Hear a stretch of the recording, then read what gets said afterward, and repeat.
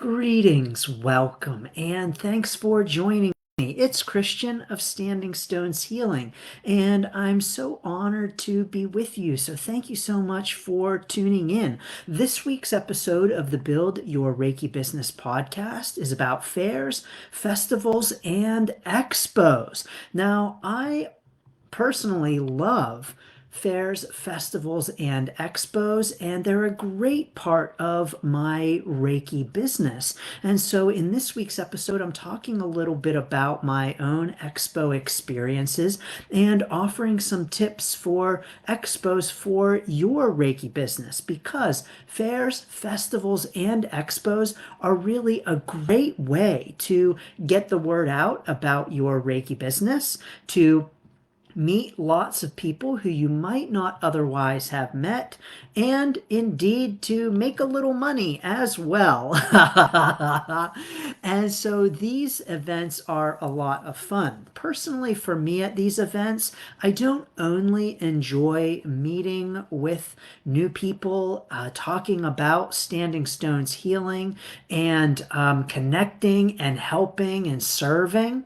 But I also like these events because I like to connect with the other vendors, to meet with them, to find out what they're doing in their business, to chat, and also to catch up with friends who I have made over the years at these events, who also are business owners and vendors. And so they really are a lot of fun, a great way to meet people, get the word out about your business, and to get clients and potential clients as well.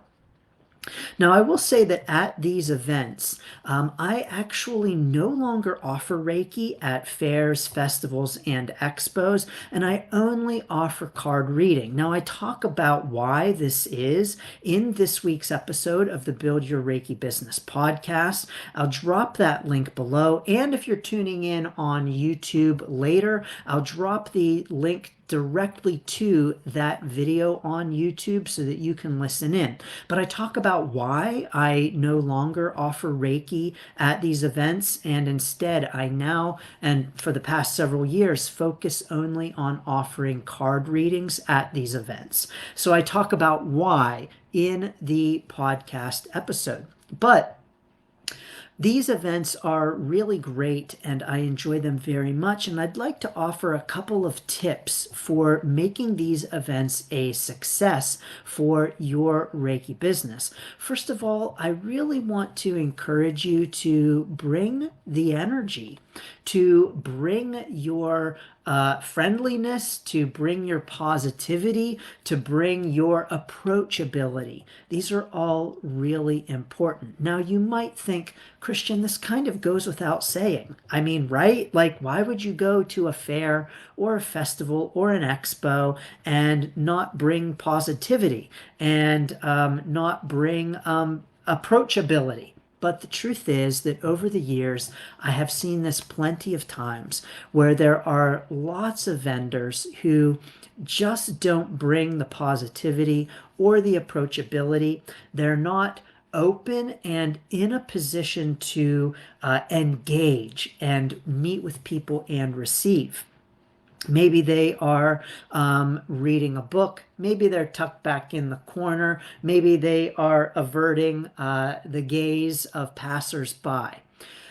And so I want to encourage you to be in an open, receptive, and ready to connect kind of state. Now, if you are someone who identifies as an introvert, you may be thinking, I don't want to do that at all. I don't want to connect with people. I'm an introvert, Christian. And to you, I say, yes, I understand. And I also want to encourage you that the idea of being introverted is often very much context based. And so one person might be introverted in one setting, but not introverted in another setting. You know, introversion and extroversion aren't actually the opposite ends of a spectrum, and you either are introverted or are extroverted, and that's it. there's a whole range, and we all fall along different points on that range, and rarely are any of us completely extroverted or completely introverted. You know, you might look at me and say, "Oh, Christian, look at you, it's so easy for you because you're so outgoing." But the truth is, I like my alone time too, and the truth is, I like to be left alone too. And so I am neither introverted nor extroverted, and I'm both at different points. And so at these events, I am extroverted, and when I come home and I'm drinking my tea in the evening, nope, better leave me alone. And so what that means is that if you identify as an introvert, can you bring a different kind of energy just to the event? And can you bring a different kind of energy even just to one part of the event? And so, can you take breaks? Can you steal time away for yourself during the event? Maybe to go have a session, maybe to leave and rest and recharge. Can you carve that time out for yourself so that you can still show up in an open, approachable, welcoming kind of way at the event? Now, again, you may think this goes without saying, Christian, but I have seen in my experience things such as vendors reading books and writing in their journal and having a bag of chips. Yes, actually, I saw that. You know, a group of vendors sharing a bag of chips and passing it around, and actually not even paying attention to anyone who is passing by their table. And so I want to encourage you. You don't have to be extroverted, but please don't shut yourself off from anyone who might be interested in engaging with you.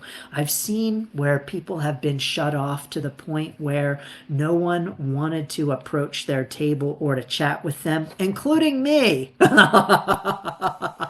So you don't have to be extroverted, but please be open and welcoming. Now, my next tip for you is encouragement for you to, if something's not working while you are at a fair, festival, or expo, you have the power to change it. One thing that is really great about these kinds of events is that you get immediate feedback. You know, on our Reiki business journey, when we offer a new service, a new class, a new product, it can take time for our new product or service to get noticed. It can take weeks, it can take months, it can even take years for a new product or service to get noticed. But at these kinds of fairs, festivals, and expos, you get immediate feedback. So immediately you can tell if people aren't interested, if people aren't buying, if they are walking right on past your booth and are not interested. And so when the feedback is immediate, it's great because it means that if something's not working, you can immediately make a change. Now, I actually did an expo this weekend. I really enjoy these events. And typically at these events, I will offer one or two readings for the whole event. This weekend, I decided to do something different. And on Saturday, I offered one kind of reading. And then on Sunday, I offered another kind of reading. Now, at this event, traffic was a little bit lower than expected. And so what that meant was that towards the end of the day on Sunday, I was getting bored. I was like, oh, this is so boring. No one's here. What am I going to do? Here's what I did. I changed what I was offering and I drastically dropped the price. So I was offering another reading that I wasn't offering before, and I offered it at a really low price. Why did I do that? Because I just wanted someone to come over to do a reading for so I could wake up. Typically at these events, I am going back to back to back. I rarely have a break.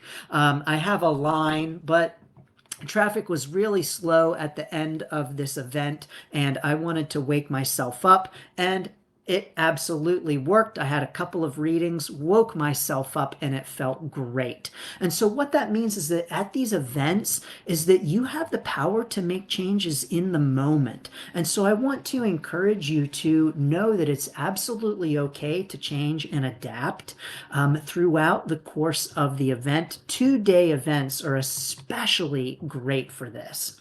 So I love this. You noticed at the beginning you were a little slow at your event, Sarah, and then once people started booking, you booked out fast. Absolutely, it can indeed happen that way.